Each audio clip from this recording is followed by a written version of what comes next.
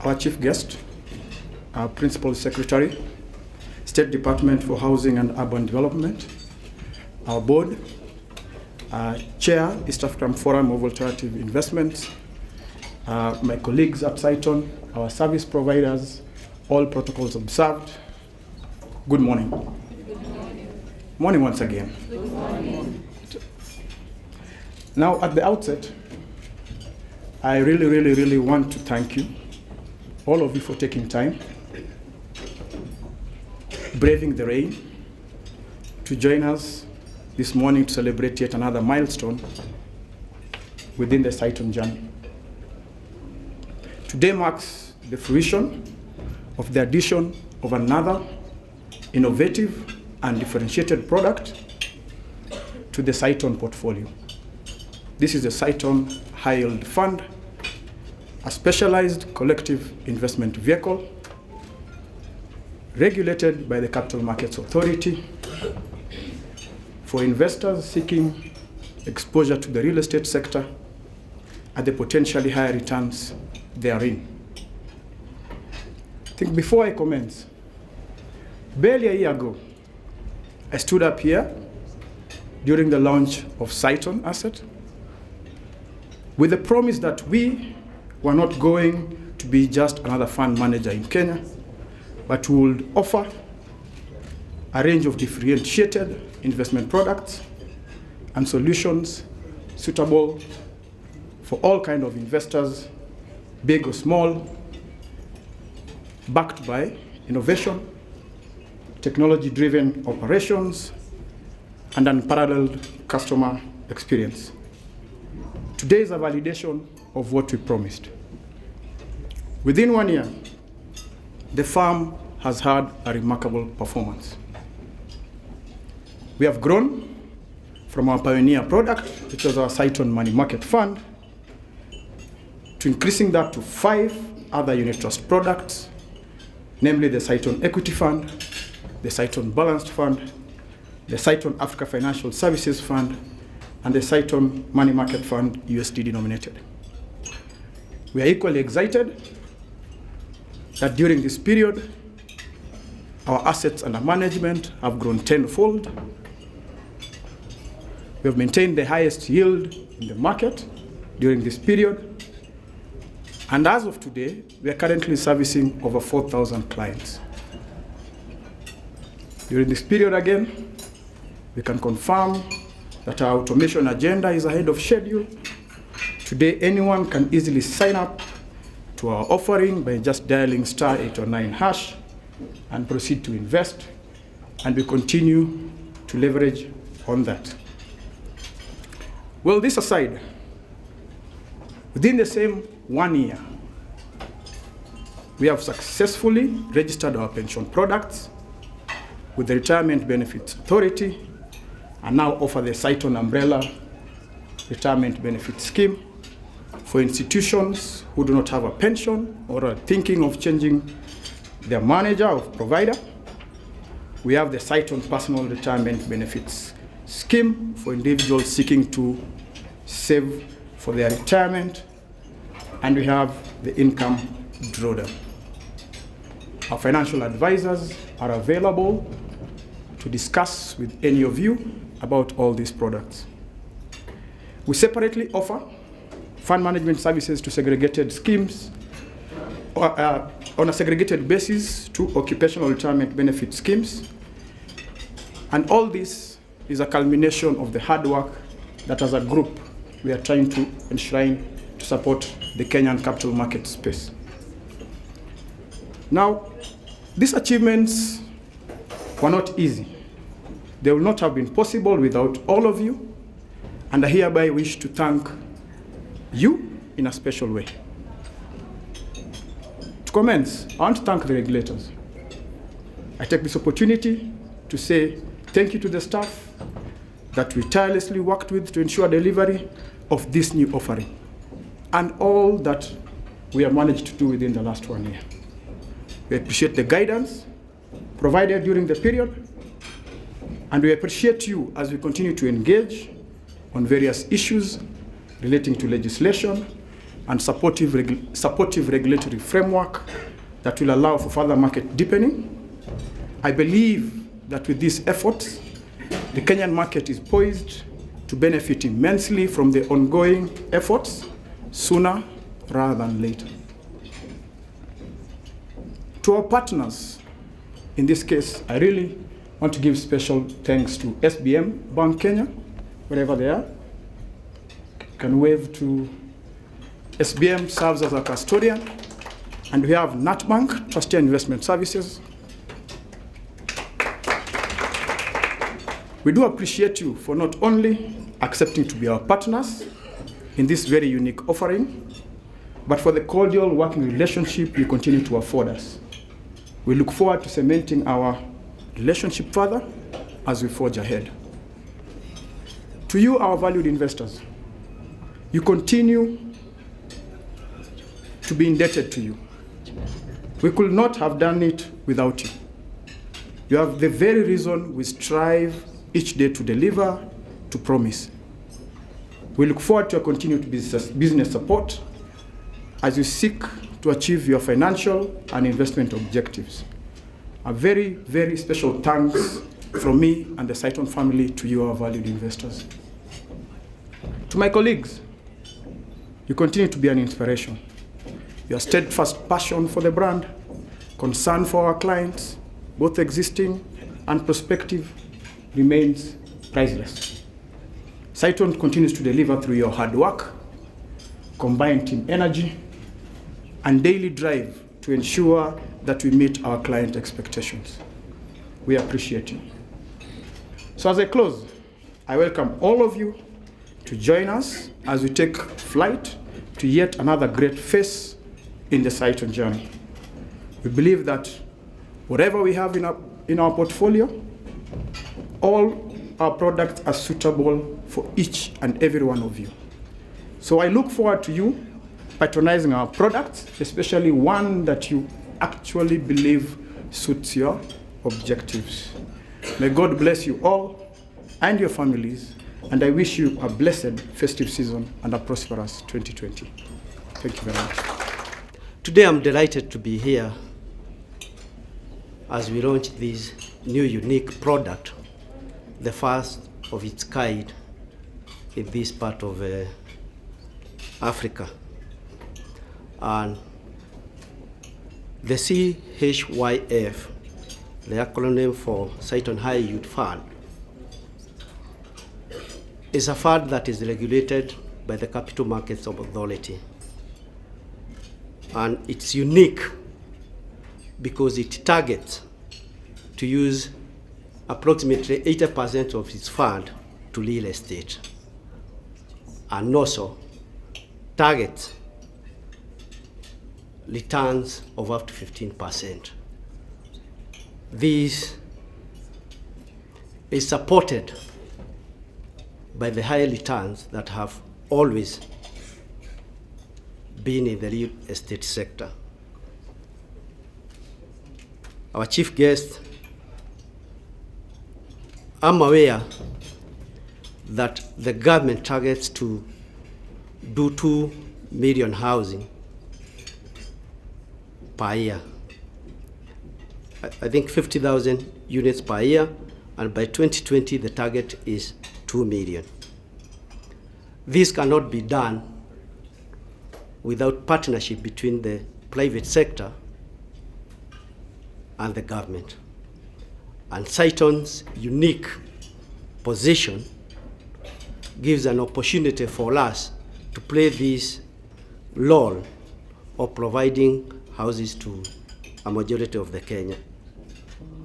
Urban growth has been very high, almost like 4%, with approximately almost 500,000 people going to urban areas every one single year. This is not a very mean number to support in terms of housing, and then especially so in an economy like ours. Mr. PS, for us to produce over 50,000 a year of houses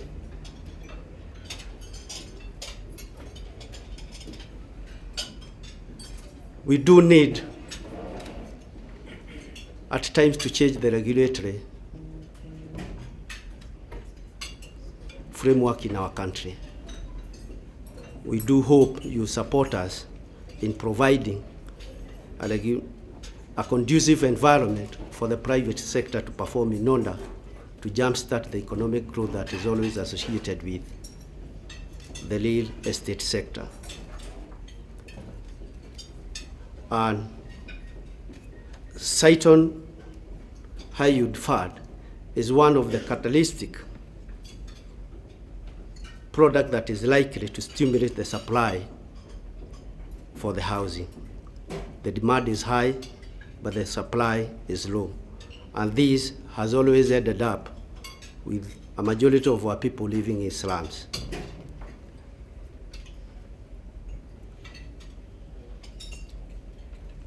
Our chief guest, Cytonn Asset Managers, has led the way in providing the solutions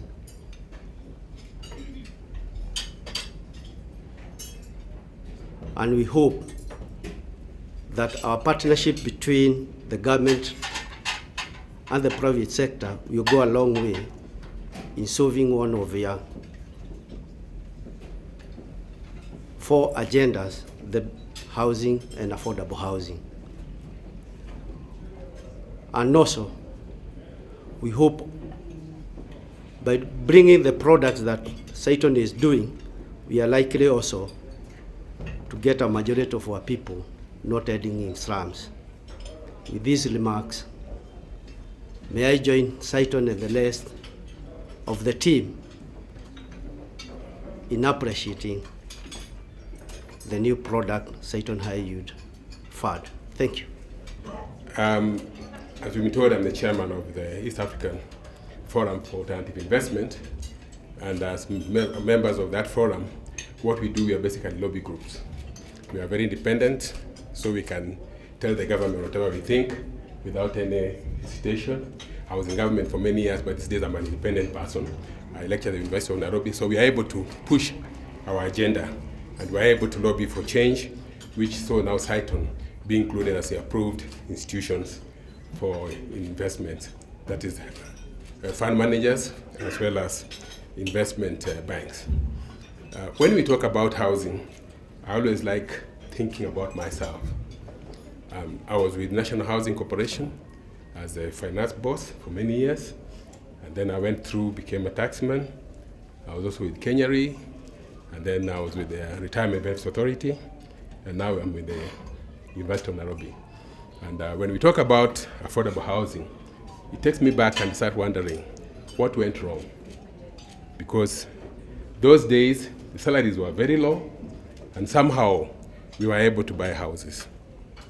And then I realized, when I was in National Housing, we used to have what we call a separate line of credits, and they were building houses, which were very affordable, tenant purchase.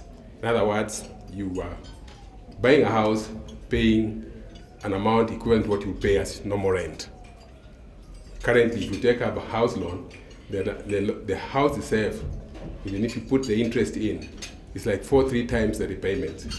And that's why you find we only have about 26,000 mortgages after 50 years. Something is wrong. Something went wrong somewhere. Why we can have 50,000 houses, but who is going to buy these houses? Just a certain group of people in this country will buy those houses. They'll buy the houses and maybe rent them to you. But half of the people in this hall, I believe, don't have mortgages. Maybe because of salary or many. But what I think seemed to have happened is when we were working those days, me, I'm retired now, we used to have owner-occupier. Salary, basic salary, owner-occupier. When you buy a house, you are given an owner-occupier allowance to boost you to pay that housing. And then there was used to be, and then most of the mortgages, even currently, you find the institutions who actually staff have houses are the ones who are working for banks. Maybe where I was working in Kenya, we were getting a 5% interest rate. Those ones working for RBA, they also have 5% interest rate. And many banks and financial institutions, but most Kenyans don't. Then the younger group also have a challenge. When I was buying my land in Runda, it was like 2 million. in 1989, 2000. Now the land itself is 50 million. The house we constructed with the HFCK loan at about 17 million. Now it's like 300 million. I can't even afford the house I'm staying in if I'm to buy it today. And there you bring children who believe that there's a lifestyle they want. And they are trained, they have worked out there. And the unfortunate bit, they see some of their age mates also staying with us in Runda. So they also want to live in that same lifestyle. So they can't afford, they start looking for houses to rent at a very high interest. I mean, the rental is very, very high. So I think it's good that we have the PS here, who need to look at these policy issues, see how we can synchronize with the Cytonn and the rest, and actually build affordable houses, not for the high income group, because it looks like we build houses just for some of us to buy, to rent to those guys. Something needs to be addressed. So PS, I think we need to go back to the drawing board and find out what went wrong. Thank you, gentlemen. Thanks for taking the time to come celebrate another Cytonn brand milestone. We are always focused on innovation. We are always focused on serving the interest of our clients. And this morning we're excited to be launching the very first ever regulated collective investment scheme that is focused on financing mid to low income housing. Now, when we say the first regulated collective investment scheme financing low to mid income housing, it sounds like a lot, but my goal is really just to break it down to you. It's a very simple product. It's about raising funds from individuals. The only thing that has changed from what we've been doing before is now we are raising it in the context of regulated environment, in the context of a governed environment. And when we get those funds, we are going to deploy them into real estate. If you really think about the traditional mode of funding, what a developer typically does, they go to a bank and they borrow money. And nothing wrong with that. Banks are very important institutions, but real estate is also very capital intensive. If you take the structure of a real estate project, there's equity, there's mezzanine finance, there's senior debt, so you can participate from any part of the capital structure, but typically in this market it's always been going to a bank to borrow money. But if you really think about what's happening, you as a depositor, you take your money, you put it into a bank, let's say it's 100,000 shillings, you get very little for it. Now, if you want to transact, of course that money belongs to a bank, but if you're looking for return, maybe there could be other alternative vehicles, and that's what we are trying to present. So you take your 100,000, you put it to any bank, XYZ bank, they pay you very little return for it. Then a developer goes to borrow that same money, and they'll be charged anywhere from 14 to 18% all-in cost of borrowing. Now, what we've done with this vehicle is that instead of putting your 100,000 into the bank and getting very little for it, you are going to put your 100,000. Actually, the minimum for this is actually $1 million. That's what the regulator would accept. You'll put your 1 million into the vehicle, and then the vehicle will turn around and lend into real estate development. We are starting off with our own real estate development, but this essentially would be able to lend to any developer who will then bring their development. We will look at it. There's a governance structure, there's a trustee, there's a fund manager. If it's something that we think is bankable, then we'll be able to fund it. So in a very simple term, this is really a vehicle to raise funds directly from investors and then deploy these funds into real estate development, especially residential real estate development, and particularly low to mid-income housing. So that's really what the fund, that's what really the fund is about. Now, my colleague Victor talked about what it takes to do this. Anything worth doing in business takes a team. I know he already recognized the presence of the custodian, SBM, the trustee, who's National Bank, but there are also other people that really played an important role. He also mentioned the regulator. If you look at the rules of collective investment schemes, it says you cannot invest more than 25% into any one asset class. So of course that means you cannot have fund dedicated to real estate, because you cannot say it's a real estate fund if the maximum that you could put into any one particular asset class is 25%. So we went and sat with the regulator, had a constructive discussion, and today we are the only collective investment scheme that has the exemption to invest up to 80% into one particular asset class, which is real estate. Of course, it takes an innovative and accommodating regulator to do that. This could not have happened without the innovative thinking of the Capital Markets Authority. In addition to the regulator, in addition to the trustee and custodian, of course, it takes a lot of legal thinking to structure these kinds of vehicles. So we definitely would be remiss not to appreciate KN Law. I think I saw a representative, Doreen. There is Doreen from KN Law, but I would also mention that she was formerly of Cytonn, so she remains a Cytonnaire. We started this journey very early with Oraro and Company. I don't know if they have any representative here, but Oraro and Company has been part of structuring this vehicle from the beginning. This thing actually has taken almost over 4 years to arrive at a structure that everybody is happy with. And of course, from the trustee side, there was Igeria and Gugi. I don't know if they have a representative here. They were also very instrumental in structuring this. If you're going to finance real estate, somebody has to value it. It's a requirement of the trustee that we have to have an independent valuer.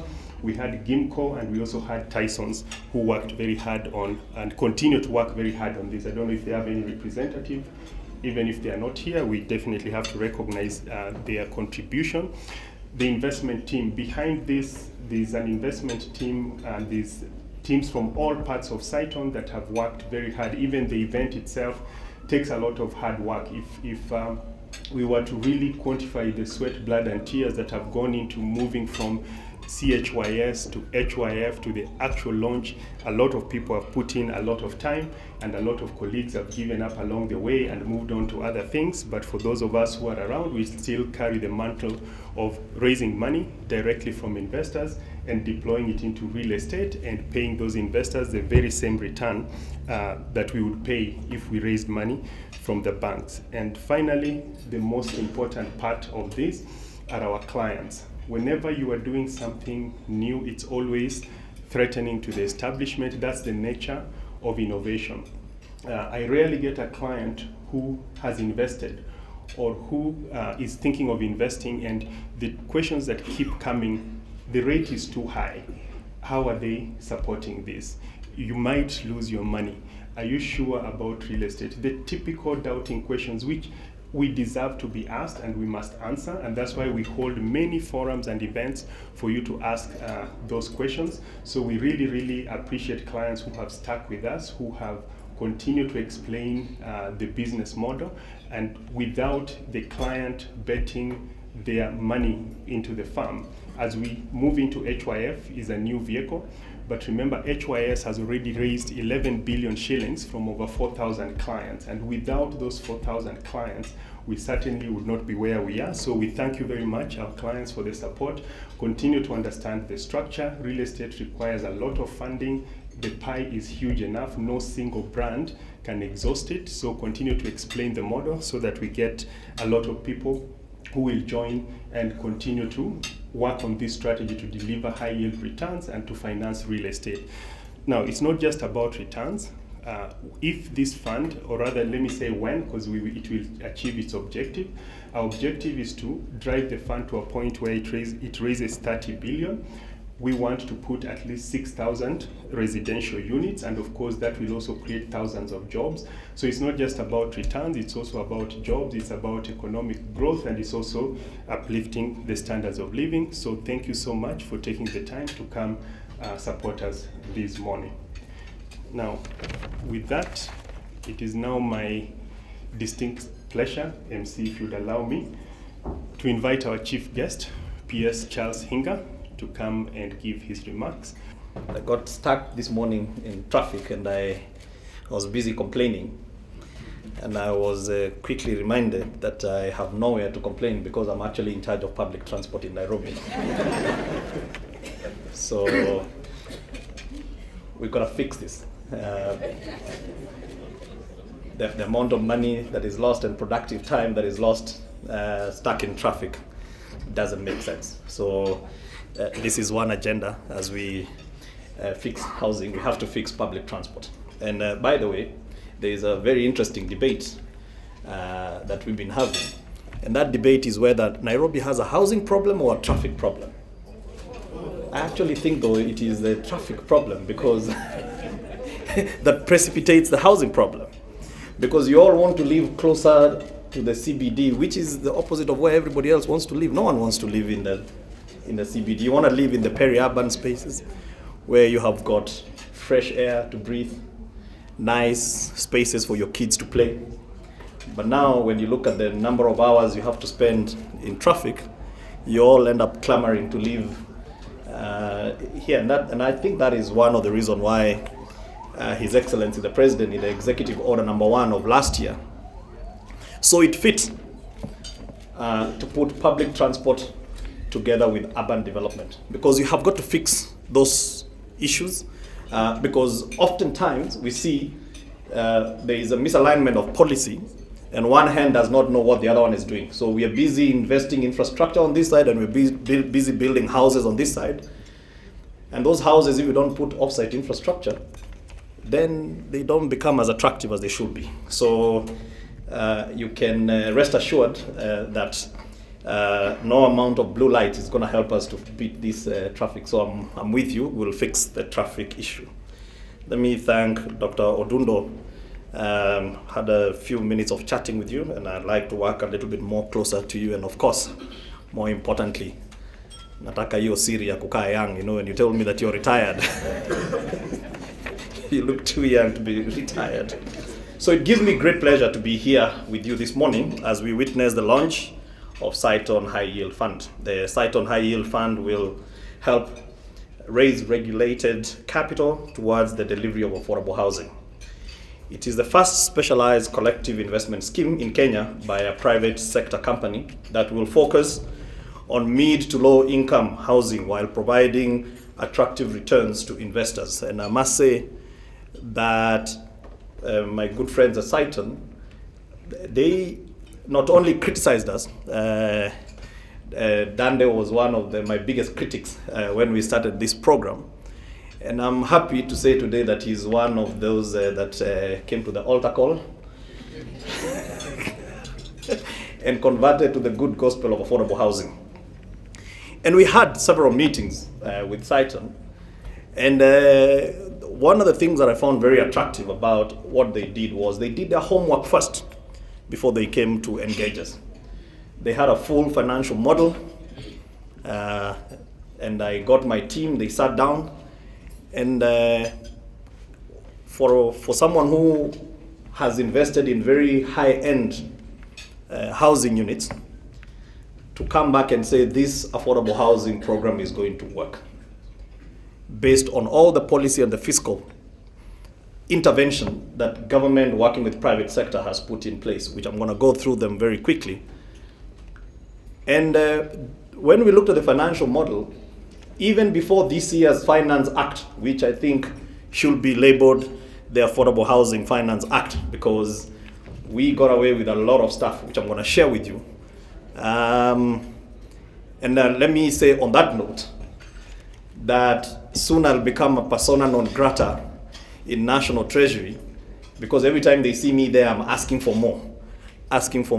And what they're asking is, why is the market not responding? So Dande, this has got to succeed, because I need a few, champions. We can go back and show our National Treasury that investing in housing is actually not spending. It is an investment. And so I hope and I believe that this will succeed so that I can go get more with reference to what is working. So the focus for all institutions should be towards growing the economy, because that means more jobs and better standards of living for all. And this high yield fund is coming to do just that. Now, on that note, and I know you've seen the effort that His Excellency the President has put to ensure that government pays pending bills. There's just some few fundamentals in our economy that are perhaps not adding up. And some of those things are the macroeconomic projection of this country shows that we are growing at over 6%. But every other day when you take any newspaper, there is someone laying off staff. And so there's something that we need to figure out, where is the challenge. And there is a lot of angst at the moment amongst small, medium enterprises. And you know, Kenya is a trading society. So when trade is not going on, then there's a lot of discomforts. And I believe that one of the solutions, not the only solution, but one of the solutions to this economy that is somehow misbehaving is to invest in affordable housing. Because not only are we going to create millions of good jobs, we are also going to shore up our SMEs who are the producers of jobs. Government does not create jobs. It is you, the private sector, that creates jobs. And so as government, we've got to do what we have to do to ensure that business creates jobs. It is about attracting foreign direct investment into this economy so that we can also get our balance of trade. At the moment, you can see the amount of money that is coming from diaspora. It's probably one of our biggest FDI earners. But we should be having investors coming in here. And right now, we have a pipeline of investors that want to come to Kenya. Kenya, by the way, despite all that you read about in social media, you know, we call them what? Kenya, KOT. Very unforgiving. Even if I build houses and give them for free, they'll still criticize you. That's a joke. But despite what every day when you take the headlines are negative, and this one, and there's, I don't know, anatomy of this and anatomy of state capture, I don't know what, there's just so much negativity. But outside there, the investor world loves Kenya. That I can tell you without any doubt. I've traveled a lot, and countries are queuing up. The UK at the moment, with the all the issues of Brexit, are looking at how can we double down our investment in Kenya. So we are a good, attractive investment destination. We just need to get a few fundamentals right and ensure that this shared prosperity, takes place. So it is truly encouraging to see the support of the private sector that has been providing towards the realization of the affordable housing program. This program is a national-wide initiative that aims to provide decent, quality, and affordable housing to Kenyans. And indeed, the main target is the low-income segment, which has been locked out of decent housing due to the prohibitive costs. Now, allow me to pause there and just say that in 2010, Kenyans gave themselves rights. And those rights are non-negotiable. They are contained in Article 42 and 43, and specifically on housing is Article 43(1) subsection B. Now, the reason why this to me is very important is because while we gave ourselves non-negotiable rights, those rights are absolute. The conversation we did not have is how do we finance the absolute rights that we gave ourselves. 42 and 43 is what I like to call social justice sections of the Constitution. How do you finance social justice? And with an ever-growing pot of needs, but when you look at KRA statistics, we are not collecting as much. So the little that we are collecting has got too many needs. We have no choice but to look at alternative ways of financing our social justice. And that is what excites me today. That we're not coming here to talk about another, big government spending, program, but rather how do we get private sector to invest? I am an investment banker by profession. And so I understand a little bit about money. And I can tell you money is not the problem. And I'm sure most of you here, because I'm probably speaking to the convert, you know that there is money. There is a lot of money in this economy. The question is, how can we look at both policy, regulations that can support private sector investment in social justice? And that is what makes me so excited about when I was asked to come here today. I said I didn't even have second thoughts about it. I had to come here because this speaks to where the real challenge lies. How do we mobilize the too much capital that is just lying there looking for good investment opportunities? So, ladies and gentlemen, allow me then to take you through what we have been doing the last 20 months.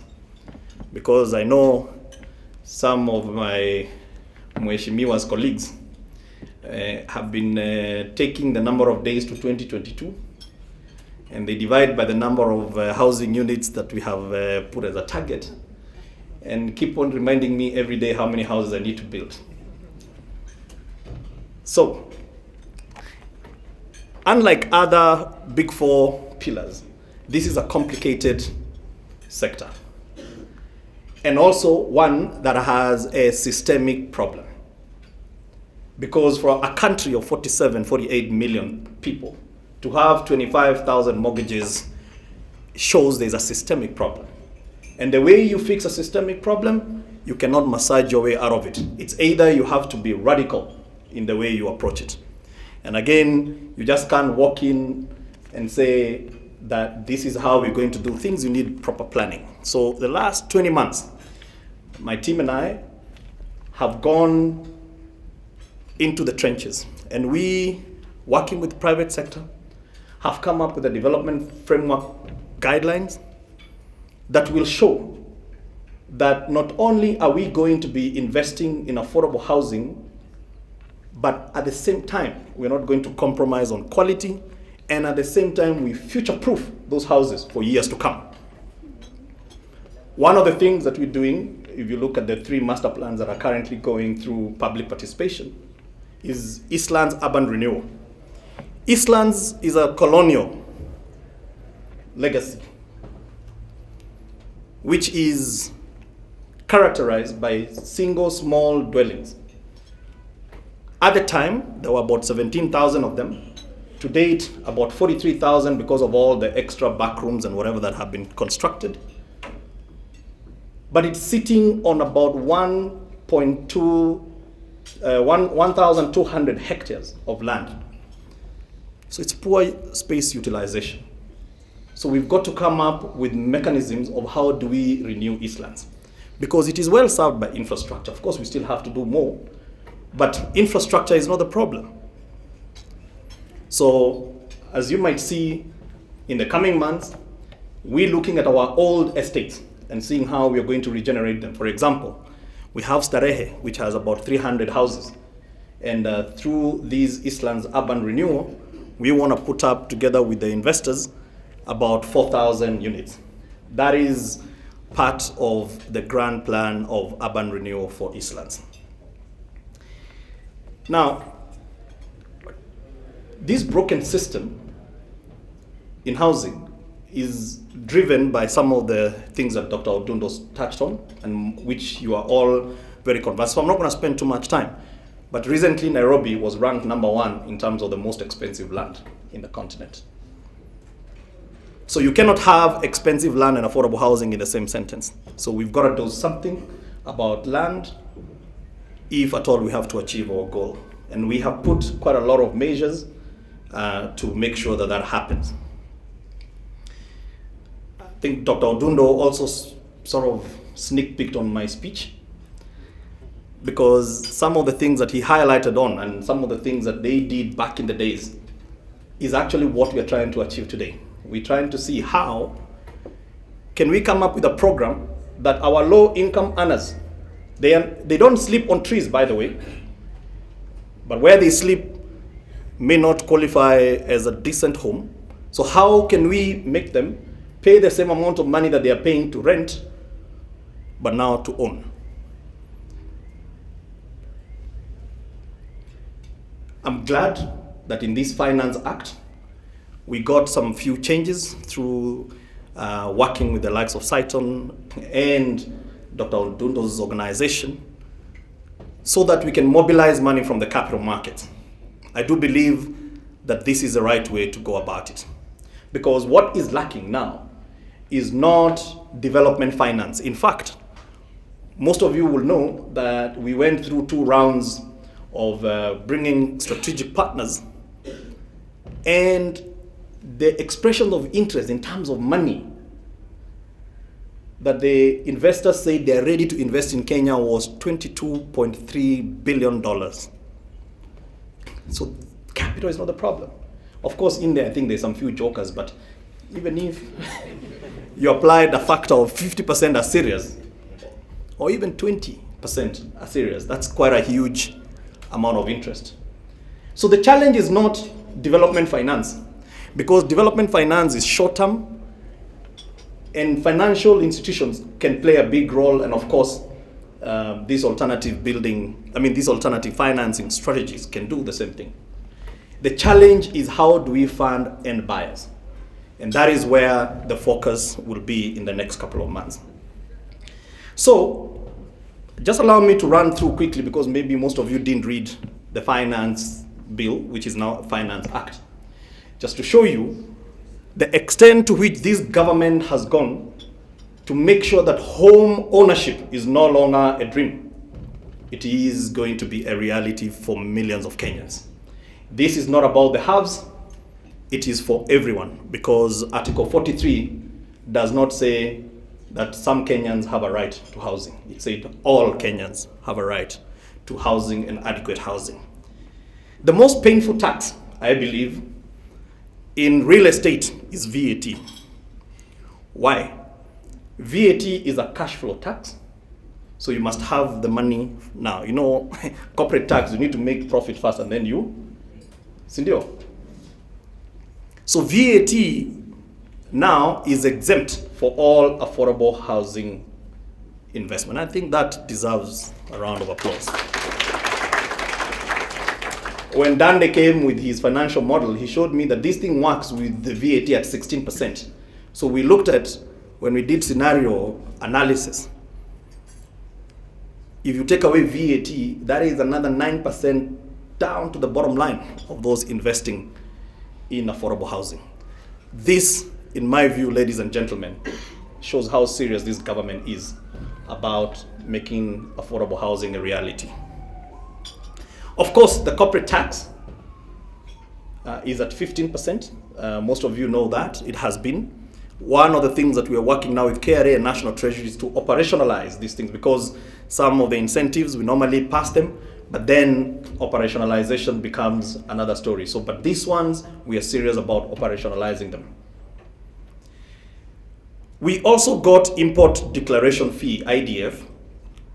You know, in this year's Finance Act, it was increased from 1.5 to 2%. And for affordable housing, it stays where it was. Also, railway development levy. There is some more complicated stuff in there in the tax, especially for those who are bringing in foreign investment. There used to be a withholding tax. You know, when you have a development that is sitting in an SPV and you liquidate the profits and go invest in another ones, it is deemed as a capital gains.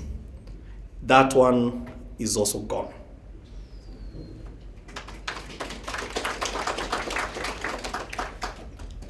Of course, we did not just look at the developer world only. We also want to empower the people that you are going out there to ask to invest.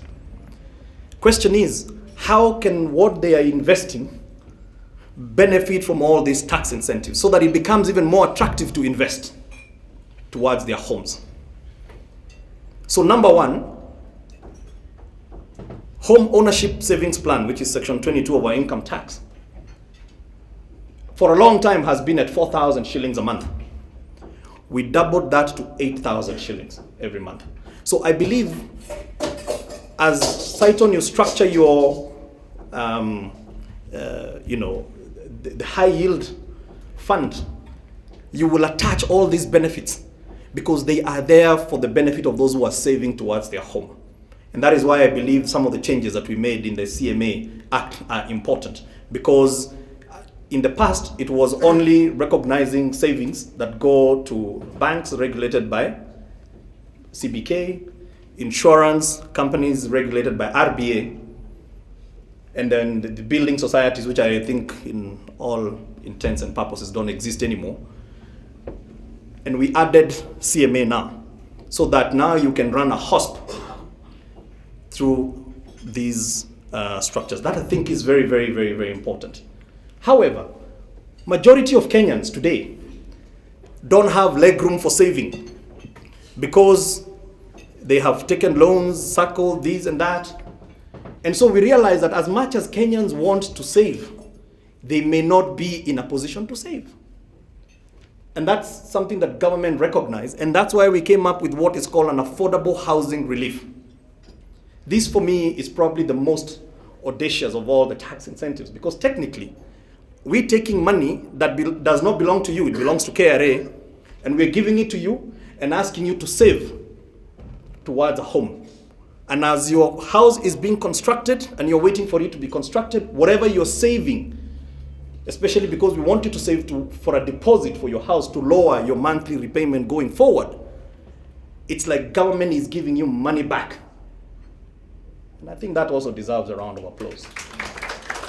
Of course, we will work with our tax experts so that we can simplify it, because I realize, as the big crusader of this gospel of affordable housing, I sometimes expect that when we come and say all these incentives will be met with flowers, hugs, and chocolates, but I can see a lot of blankness, so maybe we're not communicating. If I can't communicate with you here, can you imagine how difficult it will be with Wanjiko out there? So we will look for the tax people, but also communication experts, and simplify this thing into, but because, a relief as opposed to a deduction, a relief is cash. So if we say up to 9,000, you get back as a relief. My friend, before you start calculating you apply that percentage, or, you already have your relief in the pocket. And that's 108 a year. That's a lot of money for most Kenyans who wants to save. So, I can go on and on and on about all the incentives. We have a huge package for developers like yourselves, Cytonn as well. I know that we've been having a lot of challenges with getting approvals from counties. There's a lot of, my friend Maina is here because he knows we've had some very interesting conversations about developers who want to come and invest, but then there is people who are talking another language. And so in the Fiscal Planning Act this year, affordable housing was designated as a national importance program. And that means that you get fast-track approvals. And I think that will take another 15% of money that we waste with all these lengthy approval processes back into your pocket so that you can invest. So I think that is also very good. Lastly, because this bag of affordable housing bites me and I become an evangelist. Let me end by perhaps, for me, what has truly been, the last 20 months I've been in government, perhaps one of my happiest moments.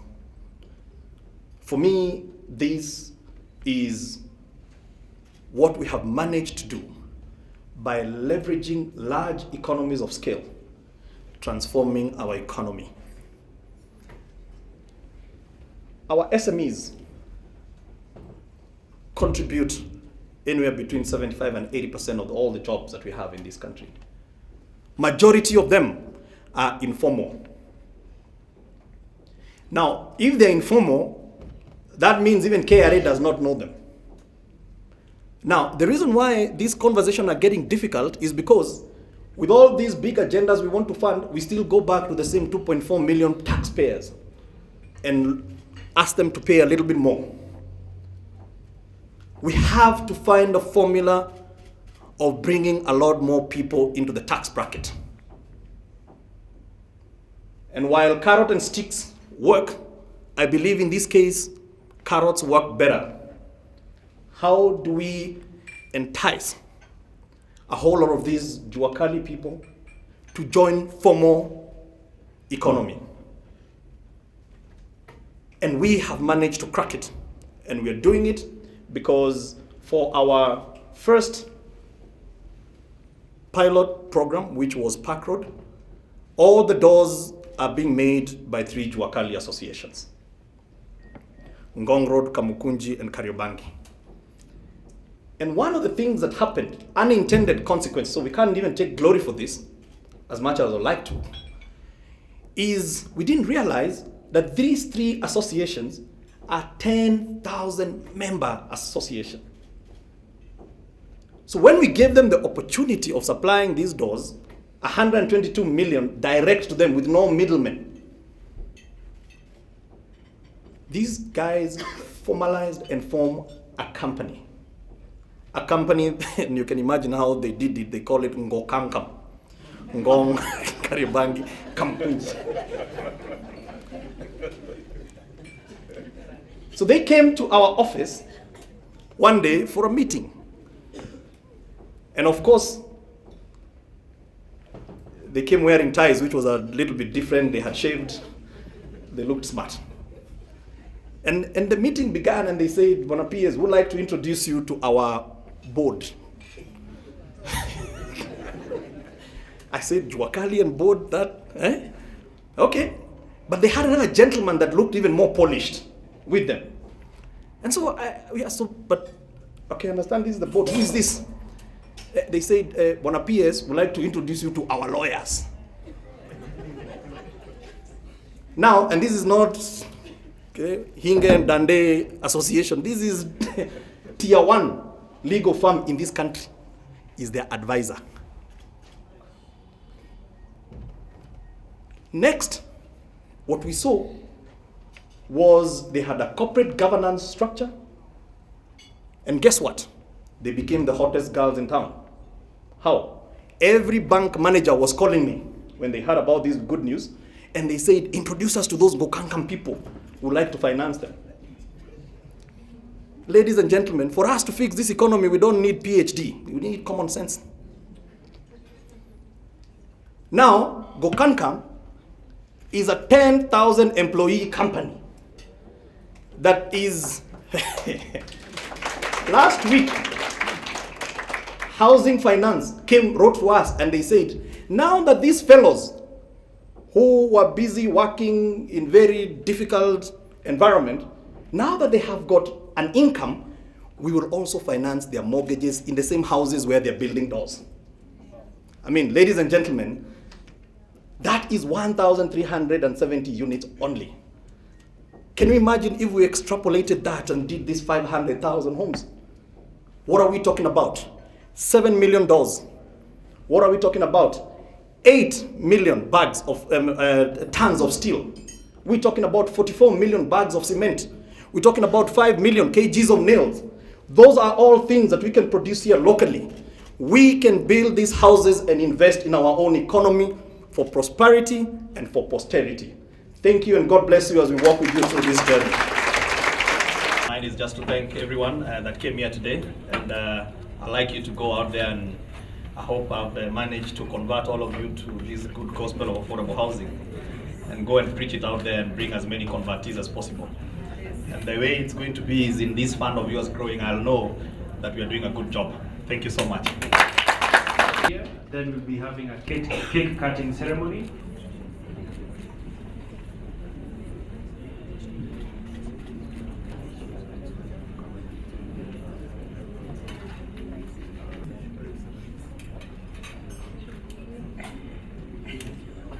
I'd like to invite on stage Omboy Weru. Safaricom line right now and dial collective investment schemes, which is the Cytonn Money Market Fund. For everybody who has made this event today a success, presented here today by Mr. Charles Maina. A mighty hand of applause to our esteemed clients for always believing in the brand, including the Member of Parliament for Kajiado. A mighty hand of applause for them. To the Almighty God. It's at this point that I'd like to request. Our motto at Cytonn is, when our clients do well, the firm does. This vote of thanks without appreciating a very fine gentleman who was your commitment to this ministry. I'd like to wrap up the day, ladies and gentlemen, with a quote. To new beginnings, congratulations, Cytonn companies, and as you begin this great new journey. And P.S. Wow, congratulations.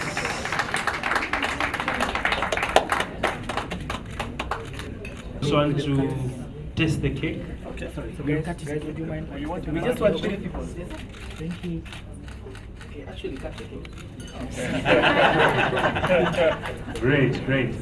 So PS, we now want you to just, let's give a round of applause for PS. To remember us as Cytonn as we start this great journey of affordable housing. Ladies and gentlemen, let's appreciate Cytonn Group for launching the Cytonn High Yield Fund.